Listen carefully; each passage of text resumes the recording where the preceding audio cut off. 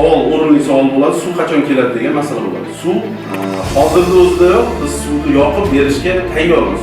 Suv ta'minoti bo'limi tayyor suv yoqib berishga. Faqat bitta minus tomoni bo'lyapti. Bizda aholi o'zi uyiga olib kirib ketmaganligi. Xabarlaring bor, hamma uyning oldida sho'tchi qo'yilgan, to'g'rimi? Sho'tchikacha qo'yib, har bitta pudratchi tashkilotni loyihasida shunaqa kirgizadiki, tarmoq tortiladi, o'sha boyagi koloduslarni qo'yiladi va suv hisobdoni qo'yib beradi.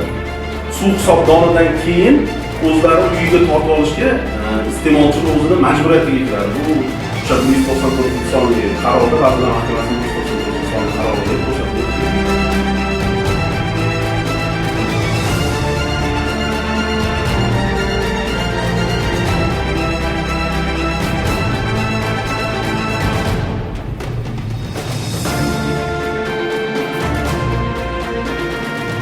Assalomu alaykum. Qushbakov Bekmurod O'rozbayevichman. Toshkent suv ta'minoti AJ Quychish tuman filialining bosh muhandisi lavozimida ish yuritaman. Hozir mana Mingchinor mahallasiga kelganmiz. Minlar dasturi orqali bo'lgan o'sha murojaat bo'yicha kelib o'rganish natijasida quyidagilar aniqlandi. Mingchinor mahallasida Obod qishloq dasturi asosida 7 kilometr 100 toza ichimlik suv tarmog'i tortilgan va 431 ta xonadonga suv hisoblagichlar o'rnatilgan.